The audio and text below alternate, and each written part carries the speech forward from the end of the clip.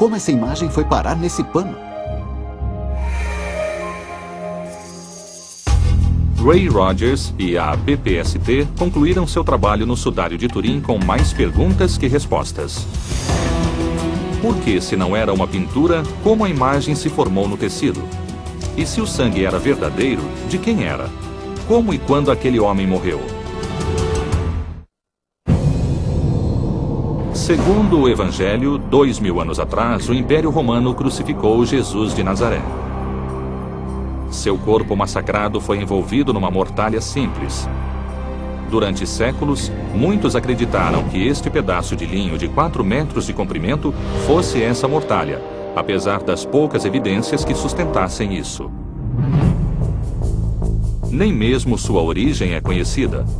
A história do sudário é tão misteriosa quanto a própria imagem. O primeiro registro do sudário, o primeiro lugar onde ele foi exibido, foi aqui, no pequeno vilarejo francês de Lirey, passados quase 1300 anos da era cristã. Em 1532, ele foi quase destruído por um incêndio na igreja. Ficou muito manchado pela água. Várias partes ficaram desgastadas pelo toque de mãos humanas sempre que ele era exposto aos fiéis. Freiras da Ordem das Irmãs Clarissas costuraram um forro no sudário no intuito de preservá-lo. Finalmente, em 1578, o sudário foi levado ao seu abrigo final em Turim, na Itália. Nos 4 séculos seguintes, a Igreja Católica periodicamente expôs o sudário aos fiéis que acreditavam estar olhando o rosto do seu Salvador. Mas, para a ciência moderna, sua autenticidade nunca foi uma questão de fé. O que importava eram os fatos. O PPST, primeira equipe de cientistas a atacar o problema, provou que o sudário não era uma pintura ou um relevo tingido. Mas apesar de todo o seu conhecimento, eles não conseguiram explicar como a desconcertante imagem foi criada. Ainda assim, vários membros do PPST perceberam que a imagem era extraordinariamente consistente com uma crucificação. As manchas de sangue, as marcas do flagelo, parecem todas indicar o corpo de um homem crucificado. Mas isso pode ser provado cientificamente? A crucificação era uma morte horrível, prolongada e dolorosa, reservada para os criminosos e para a escória da sociedade romana. Não se era pregado lá em cima para morrer, pregavam a pessoa para ser crucificada, torturada. A intenção não era de que ele morresse imediatamente. Inclusive, há indícios de que eles ficaram surpresos porque Jesus morreu tão depressa. O patologista forense Dr. Frederick Zugby já investigou muitos locais de crimes horríveis durante sua carreira como legista-chefe do condado de Rockland, em Nova York. Minha especialidade era o mecanismo, o modo e causa da morte e o tipo de sofrimento do indivíduo. A fascinação do Dr. Zugby pela patologia da crucificação começou em 1948, quando ele ainda cursava a faculdade. Ele decidiu montar seus próprios experimentos para investigar uma questão fundamental. Se o sudário fosse encontrado no local de um crime, os indícios forenses confirmariam a crucificação como causa da morte? Vamos lá. Quando Zugby começou sua pesquisa, o conhecimento forense sobre a crucificação era praticamente inexistente. Pronto, e agora? O Dr. Zugby fez uma cruz para determinar como a crucificação causa a morte.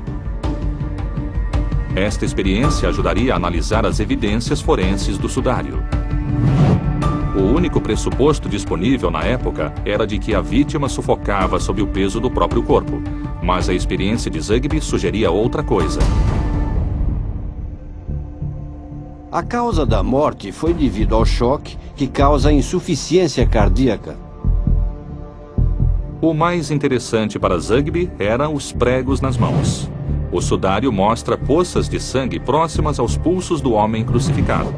Mas mãos humanas pregadas numa cruz conseguiriam sustentar o peso do corpo crucificado? O Dr. Zugby projetou luvas e medidores especiais para testar sua teoria. Os cálculos que fizemos mostram que as palmas das mãos definitivamente sustentariam. O Dr. Zugby fez outra descoberta surpreendente.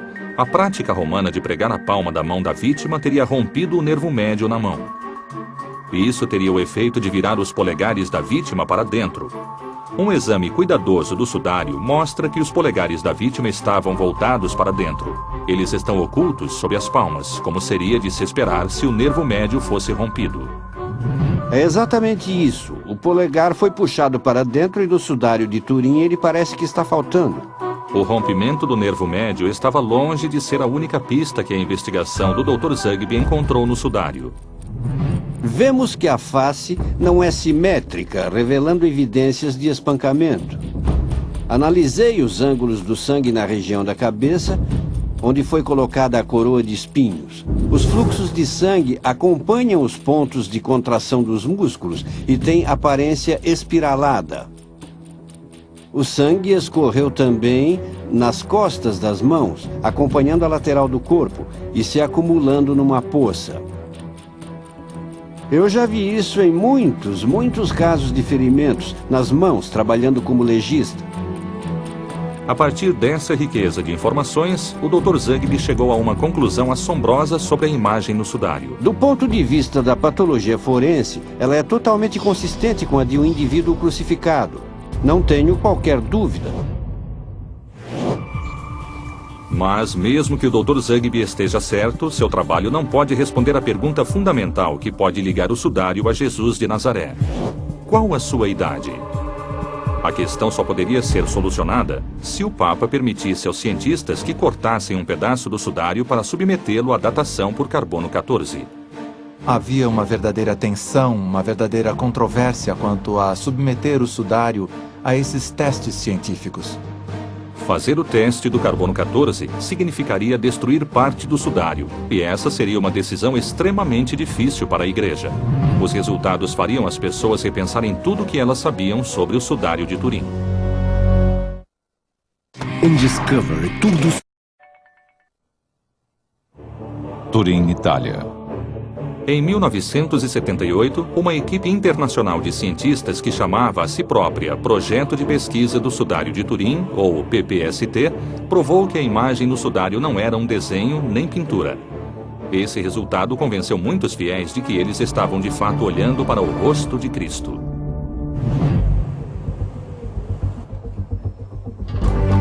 Mas se o sudário foi a mortalha de Jesus, o linho teria que ter 2000 anos.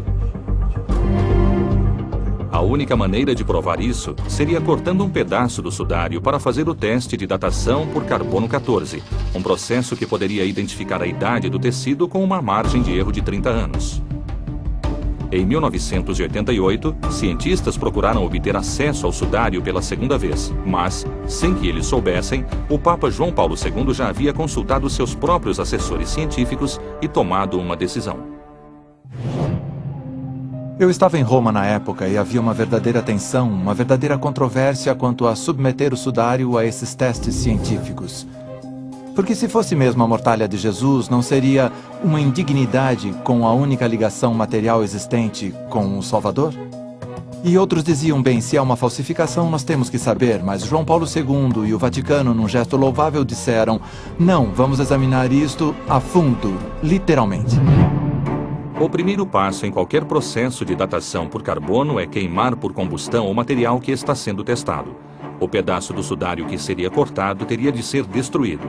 Como essa seria uma atitude bastante controversa, a amostra foi colhida de uma área que já estava bastante danificada. Foi uma escolha convincente. Era uma área do tecido pela qual ninguém iria reclamar. Ninguém criaria caso porque eles não estavam retirando fios das áreas mais preservadas do tecido. O pedaço retirado do canto estragado foi dividido em 4 amostras separadas. Um pedaço do sudário foi enviado à Universidade de Oxford, outro para um instituto tecnológico da Suíça, em Zurique, e 2 pedaços menores foram para a Universidade do Arizona, aos cuidados do Dr. Tim Joe, membro da equipe original de datação por carbono.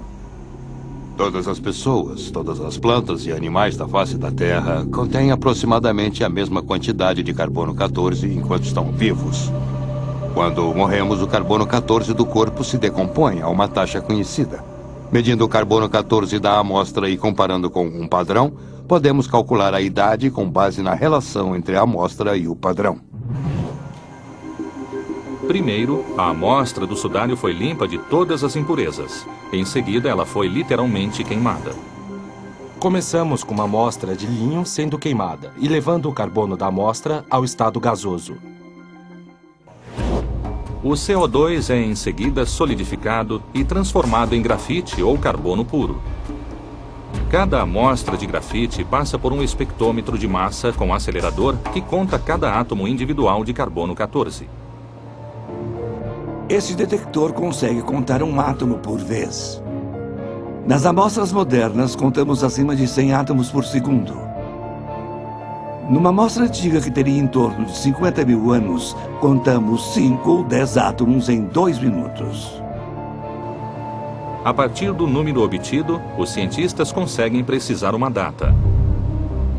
Para o teste do sudário de Turim, cada laboratório trabalhou secreta e independentemente do outro, mas todos chegaram a datas próximas.